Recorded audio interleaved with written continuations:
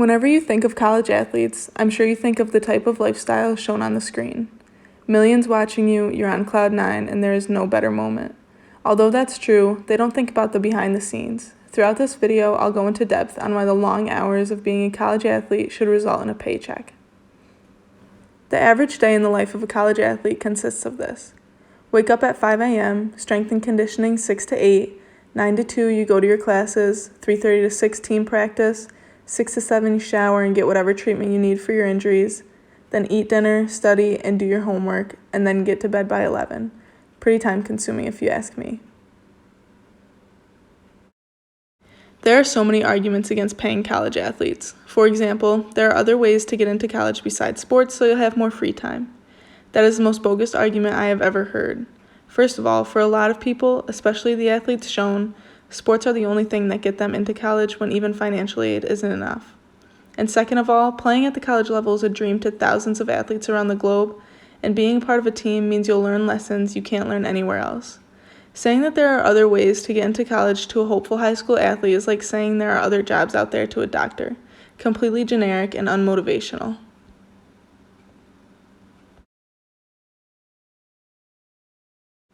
Another argument against paying college athletes is that they already receive enough.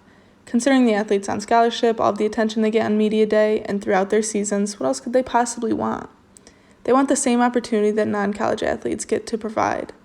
Only 2% of college athletes go on to play professional sports, so a lot of students are trying to think of their future or even just buying some food. Some money would really help them out. The NCAA comes off as God's greatest gift to the sports world, and while they're obviously one of the most relevant organizations, they're abusing their power over these college athletes. They bring in billions of dollars and not a single cent goes back to the athletes. It's no question that college offers you unimaginable experiences that money could never buy, and any athlete I know or read about is forever grateful for that. But they're not so grateful for the NCAA using them to make billions. I've also read in multiple articles that the money is rarely ever used in the students' benefit. How does that make sense? At some point, you're going to have to give back.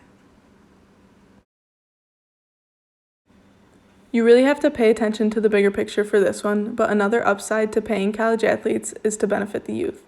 Kids will see college athletes getting paid and they'll want to be in that position themselves, so youth numbers will rise, and if we're lucky, the obesity and the adolescence will decline. Before we get into legal stuff, I think it's important to add a couple more pros. For instance, college basketball March Madness creates more revenue than the NBA playoffs. NBA players are paid millions and millions, win or lose, but college athletes can't seem to get a couple $1,000s from the multi-billion-dollar industry that is the NCAA. And lastly, we are always seeing the same top 4 teams win the national championship in football, softball, and women's basketball. Maybe paying every college athlete publicly rather than the top prospects under the table would result in a little bit more balance of talent.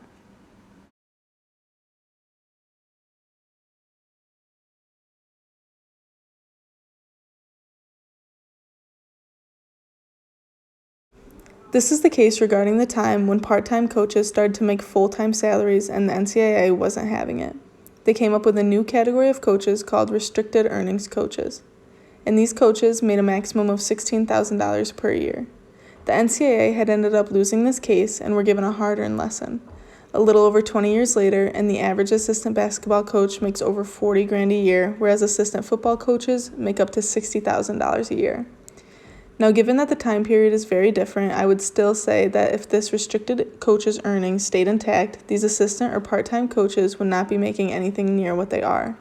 When the NCAA lost this case, a jury in Kansas rewarded almost 2,000 part-time college coaches more than $66 million since their salaries were restricted illegally by the NCAA. These coaches have their own lives and families to take care of, but the NCAA will never stop looking for loopholes to take money away from these programs, coaches, and/or players. Goes to show how much of a business this whole world is.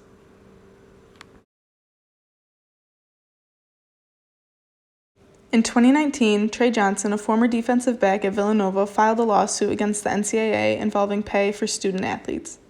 His point was that athletes' hours are tracked in the same way that ticket takers, concession stand workers, etc. are tracked, and those ticket takers and concession stand workers are paid minimum wage, and that is exactly what Johnson is asking that all student athletes are paid. Although I don't think athletes should be paid in the same manner as minimum wage, it was just such a good point made about hours being tracked. How are you going to track these kids' hours and then not pay them? Thankfully, this case has not been closed, so there is still some hope. Around the time that Trey Johnson brought his case to court, the NCAA decided to allow their athletes to profit from their name, image, and likeness so they could make money off of their jersey selling, appear in commercials, and stuff like that. And while this looked like a huge step in the right direction, it really wasn't. Michael J. Wilhelm had this to say concerning this news from the NCAA. The NCAA's recent move to permit student athletes to benefit from their name, image, and likeness illustrates that untenable amateurism model is simply a smokescreen used to protect the pockets of the NCAA and its member schools. That is exactly what it is. The NCAA doesn't care one bit if the athletes get paid, just as long as it's not their money that they're getting. President or politician-wise, Obama has touched on the subject, and he said he thinks if you offer a student a scholarship, that scholarship should stay no matter what, but that is as deep as he went on the topic. Biden hasn't talked about it, but he's in favor of free college for all, so I would imagine he's in favor of it, but who knows? It's not one of the more popular topics in the White House.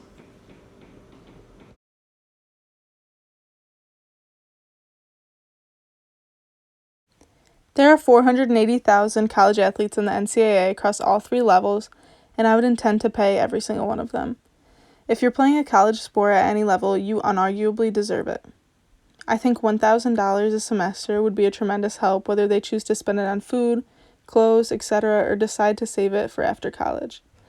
It's $8,000, and that is certainly a good help for your future, especially if you're on scholarship.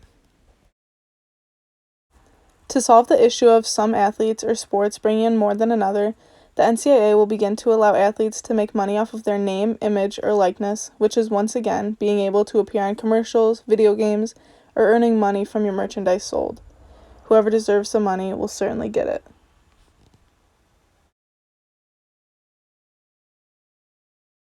As you can see, in 2019, college sports generated over $14 billion. This pie chart is from the 2011-2012 college sports year, but it's more than likely that they use the same or similar percentages with the money produced in 2019.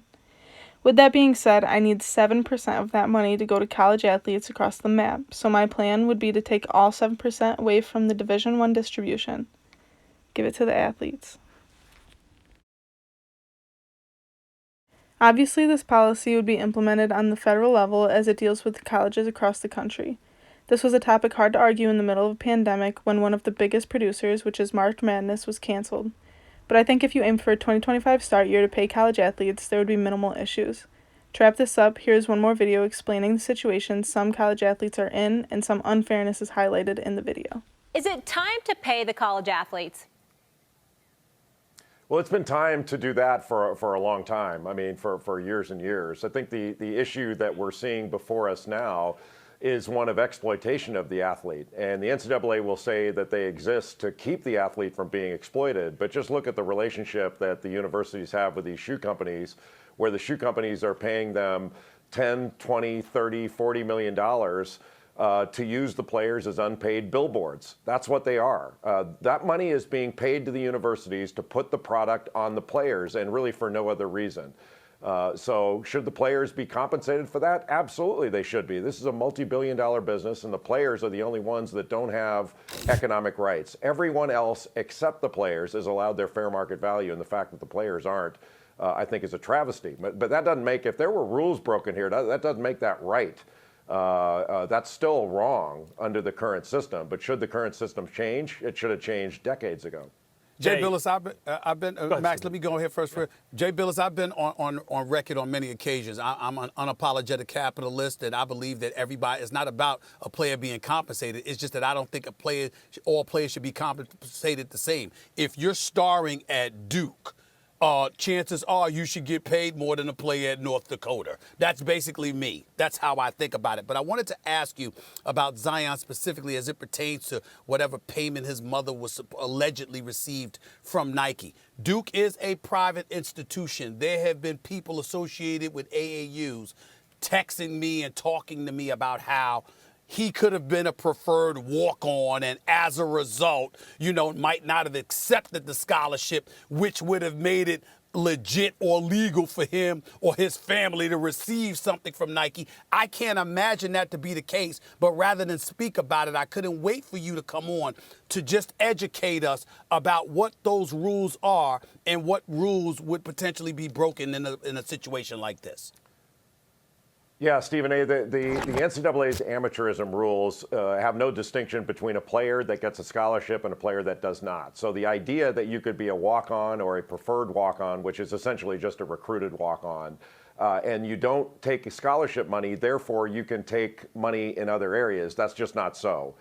Every player is the same. Once you're an athlete, you are under the same amateurism restrictions, and that's what they are, restrictions. So the real issue here is in this specific allegation, did Zion Williamson's mother take money as a consultant for Nike? Now, if she was a legit consultant for Nike, that may completely be legal underneath or under the rules. But to me, it's an easy question. Did Nike pay money as a consultant to Zion Williamson's mother? And then if that's the answer is yes, then that would have to be justified as being a legit service that was provided. Right now, and this has been going on for years, shoe companies have been sponsoring AAU programs, paying money to AAU programs and sponsorship, and then those AAU programs pay out money to coaches, they pay expenses and the like. So there's a lot of money flowing through the system. To me, it's not that hard. The answer, Duke should have this answer really quickly, and I'll give you a reason why. When Zion Williamson blew his shoe out, Nike had people on a plane the next day to get down to Duke to fix the situation. They were on a plane then to China to make sure that he had the proper shoes going forward. They can tell pretty quickly whether a transaction was made and say, here's why the transaction was made, because they have a contractual relationship with Duke. And so this should be easy to clear up. In fact, it should be cleared up by now. Jay, there's a line from the Bogart movie Casablanca. I'm shocked to discover gambling is going on here. You're winning, sir. Oh, thank you very much. I mean, that's basically my reaction to all this. But you're right, we're a nation of laws, and if a rule is broken, they have to look into it, etc. What it seems to me, and there's been no better expositor of this idea than you. If I were the NCAA, I'd be like, oh my God, we have a Jay Bilas problem. Like, this guy won't stop because you have relentlessly articulated this position so well. But it seems to me that what's especially insidious about the arrangement is not merely that, hey, they have basically low cost or free labor, so they want to continue that system. It's not just about the labor cost. It's about the veneer of amateurism that's important to the NCAA. The reason that they care about cream cheese on a bagel is not just, oh, we don't want to pay the players. They don't want the payers to get paid, period, because part of the allure of the product is the veneer of amateurism. So that seems like an irreconcilable difference here. What can be done about that? Well, I feel like the justification for amateurism by saying that, well, if we allowed the players to be paid or allowed them to make money off their name and likeness in the marketplace, the product would be less popular to the public and we wouldn't make as much money off the product. That's really a lame justification for not providing the same economic rights to every athlete that every other person has, including every other student. First of all, I don't think that justification stands up. Look, coaches are being paid $5, $6, $7, $8 million now, and nobody's turning away from this. We're playing these Final Four games in a 77,000-seat arena, and nobody's turning away from it. It's a multi-billion-dollar business, and more people are watching than ever. So the idea that if the players were allowed to be paid, people'd stop watching is not only baseless, it's a lie, and they know it's a lie. To me, this comes down to one thing, and that is the administrators know they're not going to cancel sports if the players get paid.